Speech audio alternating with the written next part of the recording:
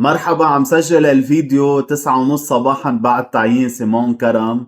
بعد يومين من رؤية غريبة شفتها بلشت كأنه هلأ تصير أو تتطبق. طبعا فينا نقول عنها رسالة، فينا نقول عنها مخيلة، فينا نقول عنها رؤية، شو ما بدكن فيكن تقولوا عنها.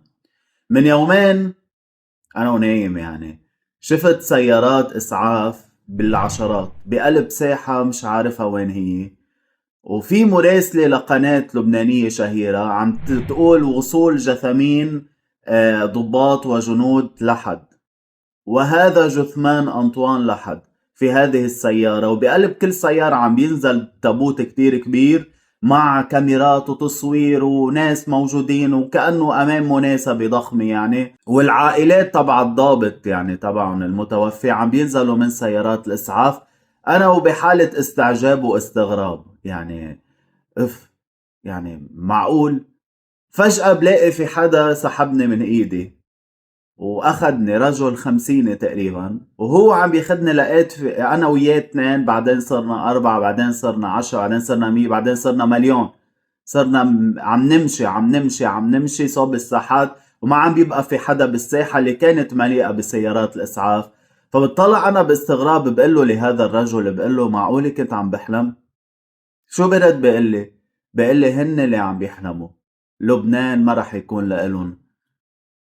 كان منام، ما بعرف، أنا حبيت ما أقوله وحبيت ما ناقشه، لكن من بعد ما خاف البعض من تعيين سيمون كرم، يمكن كانت إشارة أنه من بعد تعيين سيمون كرم أنه لوين رايحين. أولا هذا تفاوض غير مباشر عبر لجنة الميكانيزم.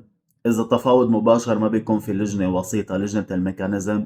سيمون كرم مع كل التعقيبات التي يمكن أن نعبر عنها أو نقولها بسبب تأييده لأمريكا أو ميوله الأمريكية، لكن ما بيقدر يطلع عن قرارات الدولة. وزيادة ما بيقدر يفرض على الجيش شيء. إذا بدها تجي أورتيكوس أو بده يجي الإسرائيلي يقول له أنه مشي بالمراحل الأخرى من خطة حصرية السلاح، قائد الجيش بيرفض مثل ما رفض قبل.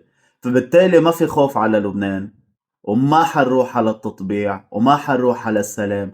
كل اللي عم نشوف اليوم شراء وقت بس للمرحلة اللي رايحين عليها، مرحلة المواجهة واستعادة معادلة ردعية وتحرير أرضنا. من واقع اللي شفته بدي قلكن وطمنكن انه ما تخافوا على البلد، وبدي اسمح لنفسي اقول بركي هيدي اشارة ربانية لازم شاركها معكن كرمال تطمئن قلوبكن.